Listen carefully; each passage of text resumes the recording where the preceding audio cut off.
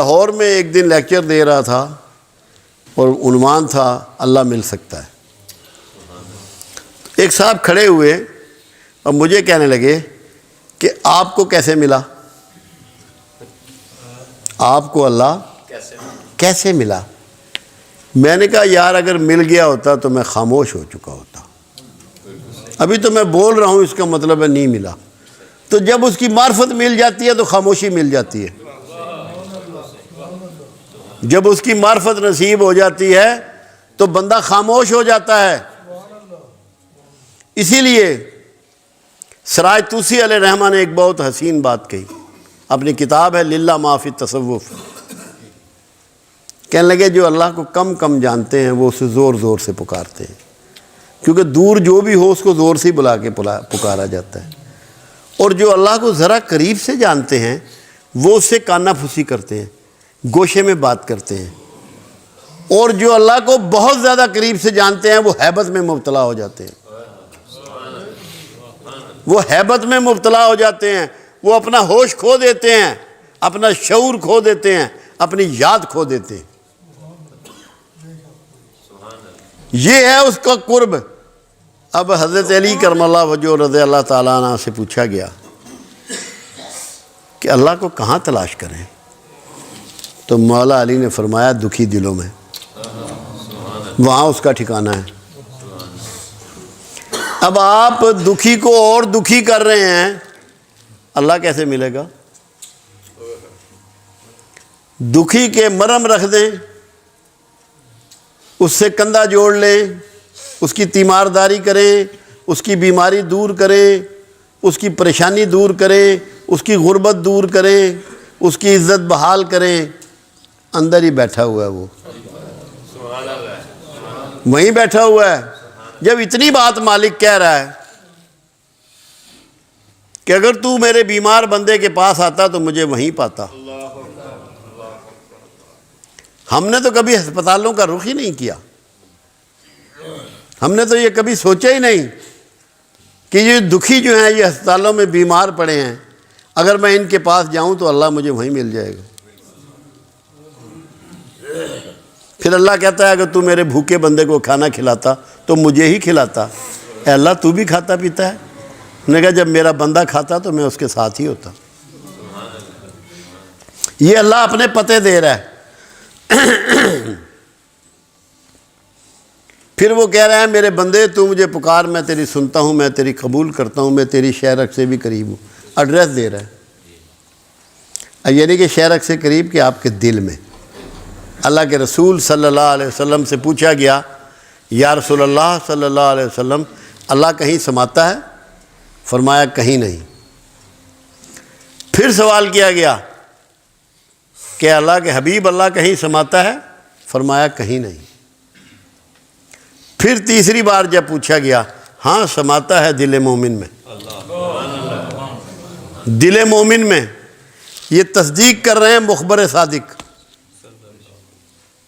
مخبر صادق یہ تصدیق دے رہے ہیں کہ اللہ سے کہتے ہیں جان لینے کو، جان لینا، پہچان لینا،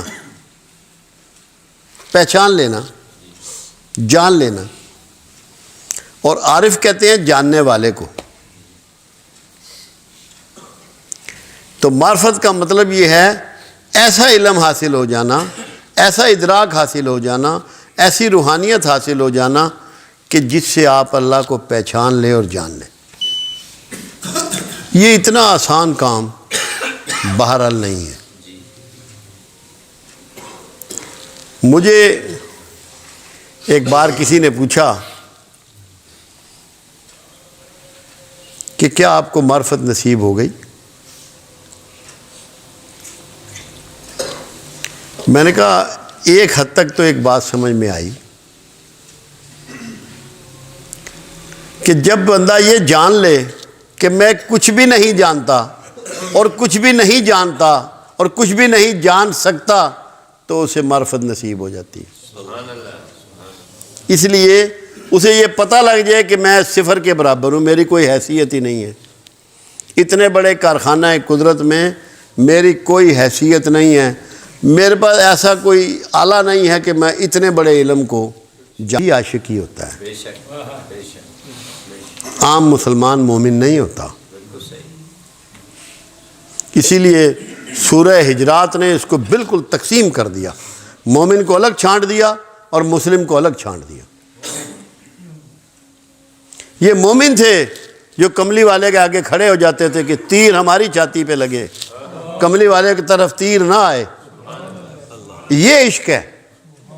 علی وہ کہتے ہیں جی رسول اللہ کے بستر پہ سو گئے رات کو کہ جی صبح کو امانتیں دینی ہیں۔ امانتیں مقصد نہیں تھی، امانتیں تو کوئی بھی پہنچا سکتا تھا لوگوں کو، اس بستر پہ سونا مقصد تھا جہاں بوچھاڑ ہونے والی تھی نیزوں کی اور تیروں کی اور تلواروں کی، یہ تھا عشق۔ اس لیول پہ جب ہم جائیں گے اور سعد بن ابی وقاص کے لیول پہ جائیں گے کہ سینہ تان کے احد میں کھڑے ہو جاتے ہیں، جتنے تیر آنے آئیں میرے بازوؤں پہ لگے، میرے سینے پہ لگے، یہ عشق ہے۔ ابراہیم کا یہ عشق ہے کہ اپنے بیٹے کو لٹا دیا، گردن پہ چھری چلا دی، معلوم تو نہیں تھا کہ دمبا یا بکرا آ جائے گا، یہ عشق ہے۔ جہاں یہ واقعہ ہوتا ہے وہیں خدا ہوتا ہے، وہیں پہ کھڑا ہوتا ہے وہ۔ جس دن آپ کو قربانی دینے کا آرٹ آ گیا، اب یہ عید پہ جو قربانی ہوتی ہے اس کو ہم کہتے ہیں بڑی قربانی ہے، میں یہ سمجھاتا ہوں قربانی وہ ہے جو تمہارے کلیجے کو ہاتھ ڈال دے، اس سے تو کچھ بھی نہیں ہوتا، 20 25 30 40 ہزار کا بکرا دے دیا۔ قربانی وہ ہے جو کلیجے کو ہاتھ ڈال دے، جو ابراہیم نے دی۔ کملی والے نے اپنی پوری نسل کی دے دی۔ قرآن کہتا ہے ہم نے بچا لیا اسماعیل کو ایک بڑی قربانی کے بدلے، بڑی قربانی 62 ہجری میں ہوئی۔ یہ ہمیں سمجھنا ہے کہ اگر ہماری یہ آرزو ہے، ہماری یہ جستجو ہے، ہم یہ چاہتے ہیں کہ ہمارا تعلق اللہ سے ہو جائے اور اللہ ہمارے اندر سما جائے، تو ہمیں اپنا آرام، اپنا مال، اپنا سب کچھ تیاگنا پڑے گا، چھوڑنا پڑے گا، پھر آپ کے اندر وہ بس جائے گا، پھر آپ کے اندر سما۔ اللہ زندہ ہے، ہمیشہ سے ہے، ہمیشہ کے لیے ہے۔ جس کو اس زندہ کا دیدار ہو جائے اس کو موت کیسے آ سکتی ہے؟ اس کو موت کیسے آ سکتی ہے؟ وہ تو امر ہو جاتا ہے۔ اسی لیے کہتے ہیں موت قبل از موت، یہ وہ قانون ہے، یہ وہ طریقہ ہے جو صوفیوں نے اڈاپٹ کیا، اپنی تمام خواہشات نفسانی کو زندگی میں ختم کر دیا، موت کو قبول کر لیا۔ موت کا مطلب کیا ہے کہ خواہشات ختم ہو جائیں گی۔ تو جب آپ نے یہیں پہ خواہشات کو ختم کر دیا تو پھر اس کا دیدار ممکن ہے، ویسے ممکن نہیں ہے، کیونکہ قرآن تو یہ کہتا ہے کہ تم ان آنکھوں سے اللہ کو نہیں دیکھ سکتے، تم اس سے ملاقات نہیں کر سکتے۔ تو قرآن تو سچا ہے۔ پھر آپ بصیرت میں اس کو دیکھتے ہیں، بصارت میں نہیں دیکھتے، ان آنکھوں سے نہیں دیکھتے، من کی آنکھوں سے دیکھتے ہیں۔ جیسے 10,000 سال پیچھے دیکھ لیتے ہیں، 10,000 سال آگے کا حال من کی آنکھوں سے دیکھ لیتے ہیں، اور دیکھتے ہیں لوگ، اور تصدیق ملتی ہے، ایک ایک بات کی تصدیق ملتی ہے۔